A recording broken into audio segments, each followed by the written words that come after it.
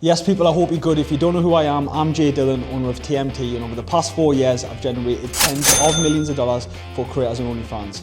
In this video, I'm going to show you how we can make $3,000 from 20 subs. And if you follow everything you see in this video, so can you. Right, so the first thing we want to speak about is congruence, right? And what do I mean by that? Well, the fan journey, okay? So we need to break this down within 3 key areas, okay?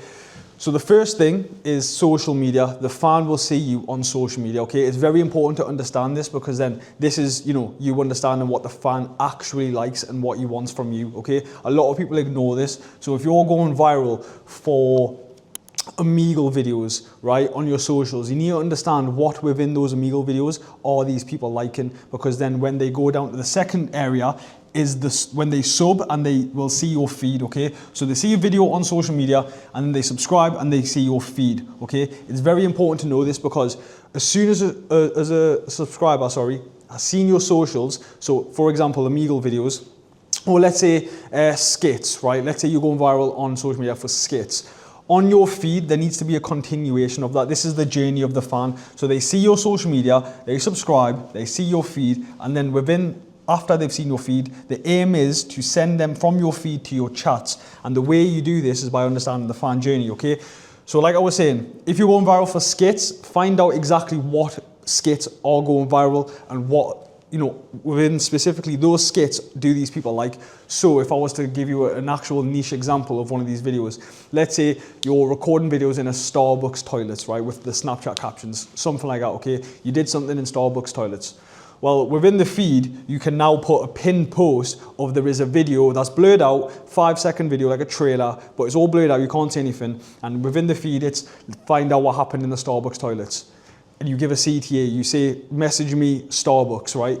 So then when they go into your chats and they message you Starbucks, you send them that video that is pinned, right? Uncensored, pay-per-view, you can charge $40, $50, $60, however much you want, right? But that is the whole point. Understanding the fan journey. What does the fan see? And then break it down, right? How can you now improve that to keep the fan journey intact? Because the more the fan believes in the journey and the experience, the last thing they are thinking about is money. And that is the output from having a good journey, a good experience. The better you dial this in, the better the input is of your fan journey. The output is obviously money, and the more you're gonna make. The better the fan journey, the more money you're gonna make. Right, so the next thing I wanna talk about is objection handling, right? And what I mean by this is basically do not give up. If someone is saying something to you that is, making it harder for you to sell to them, the first thing is do not give up, right? Everyone will spend, you just need to find out how to. Also, this writing is horrible, right? I didn't actually expect this much. I had to write this much, but we're having a good time. I'm just gonna get through some of the objections and how we personally handle them and what works for us. So hopefully it works for you if you do try this as well. The ways to deal, right? First of all, you need to understand, do not over negotiate. You don't want to be over negotiating because then that is quite literally a sales off. If you're negotiating price, you don't want to be doing that because you don't want to be in the race to be the cheapest. You want to be in the race or in the challenge to be the most expensive, okay? So how you do that is you just add more value. If someone is saying that this is too expensive or whatever it may be, if they're trying to negotiate, it means quite simply you are not providing enough value. So now if you are sending content over, just chuck in maybe another couple of pictures or maybe a less explicit video just to add the value. That's not you negotiating, that's just you adding more value and sticking to your price, okay?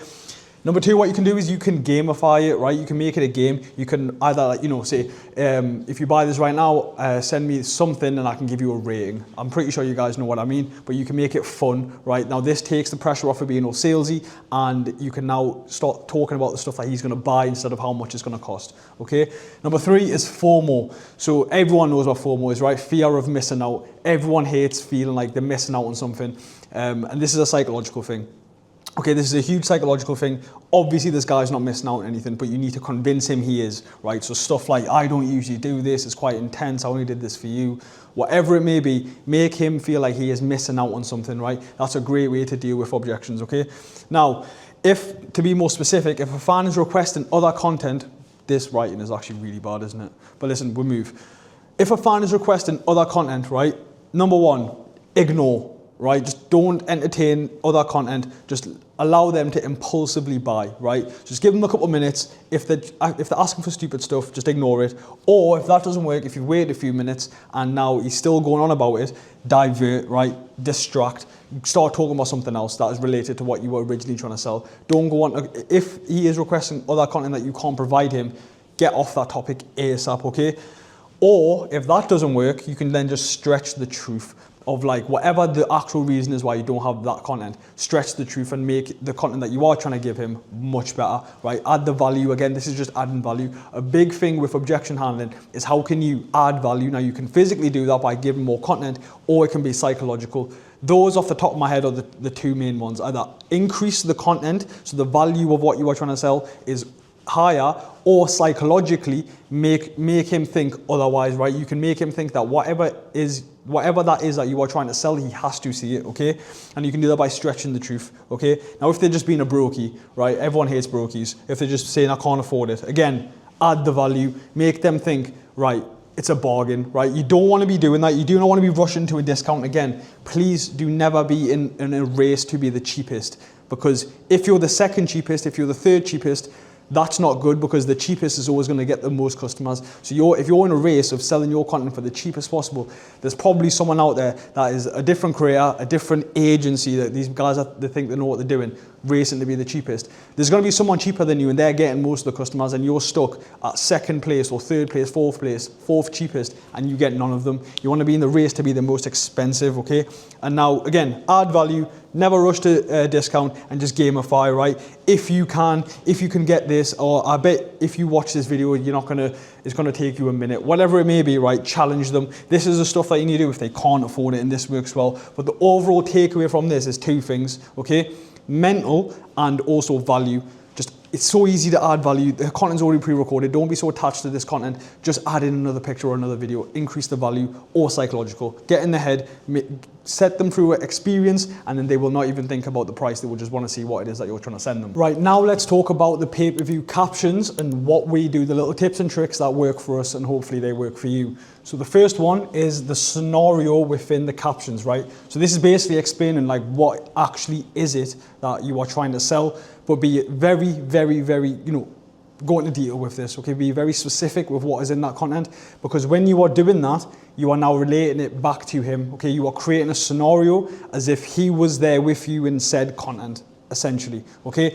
So you want to be very scenario based, because you do not want them actually thinking about how much it's going to cost. It's more so what actually is it. And the only way you're going to do that is if you make them understand what is actually happening with the scenario. They need to be there as if they need to think they are basically there in the room with you, or whatever the content might be. The more they think that, the more they believe the experience, the more they feel that experience, the more they're going to buy, because they are not thinking about the price. They are just thinking, what is actually in this, and I need to see this right now. And you can do that within the captions. This is the last thing that a fan will see, okay? So when you send something, a pay-per-view, right, with a caption, that is the last thing they see before they buy.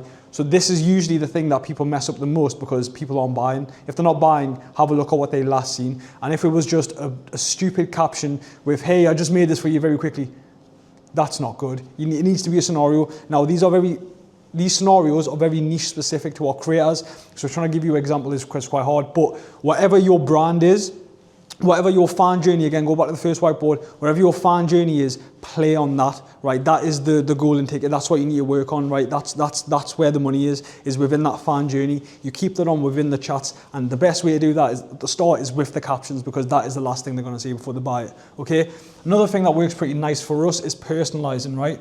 So in the captions, using name, right? So not every time, you don't have to say, hey John, I made this for you, John. That's jarring, okay? Just here and there, but put in the name, and actually try and find out what the real names are. Don't just go off the OF names, right? Actually try and find out their full name or the nickname.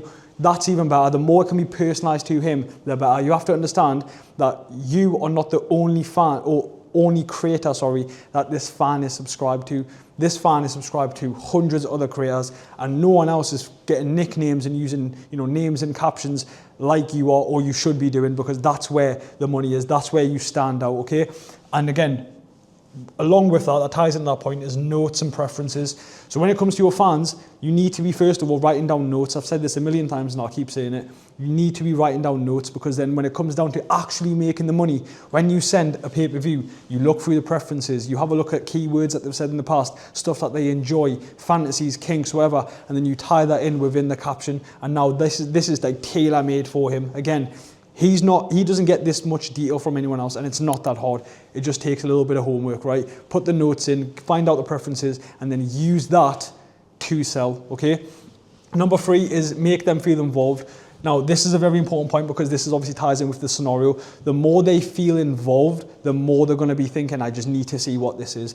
I can promise you, these subscribers, not a lot of people are doing this. Not a lot of agency owners and creators and chatters are doing this, right? So when we implement stuff like this, when we actually make scenario-based chatting, instead of just like the idea of just selling scripts, that's like, you're selling a scenario, you're selling an experience, right? It shouldn't be scripts, it should be what's your scenario. You should have loads of different scenarios. It's like a Netflix and chill one, that is a scenario, but are you viewing it as the creator as a scenario? Because if you're not going to be making it as best as you possibly could. You need to understand that from the very first bit of content to the last, that needs to be a scenario that we can sell to a fan. We are selling the scenario. The content is just what makes us money, okay?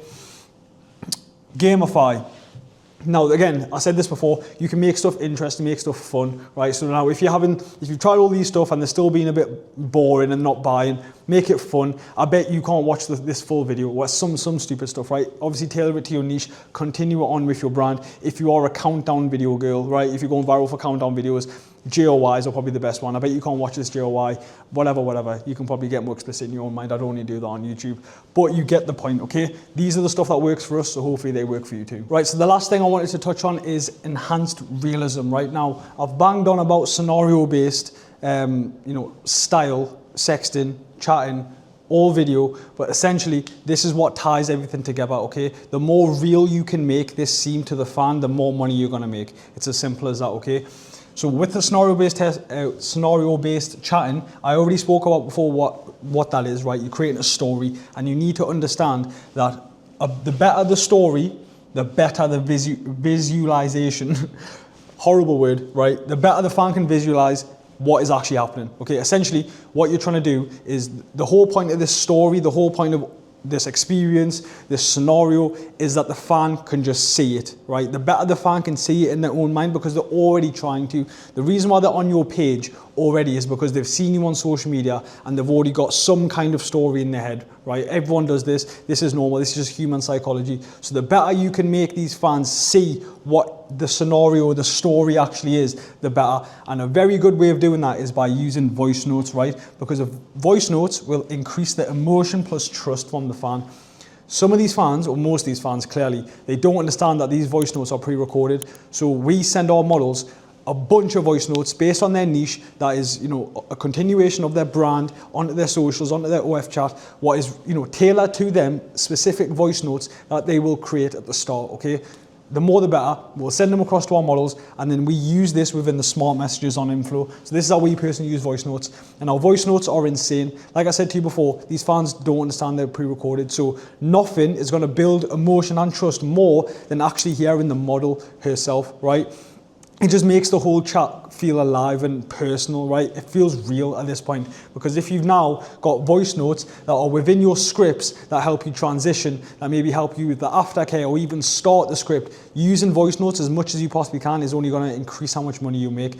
We are actually charging for voice notes. That's how well they work. So if you don't even have any voice notes, you are missing out on a lot, because we are actually making money just by sending voice notes as a pay-per-view. That's how well they work, and it's something that a lot of people don't use for some reason, and I don't know why. So if that is you, right, and you want us and our team to do a full account audit of your OF account, we're more than happy to do so for free.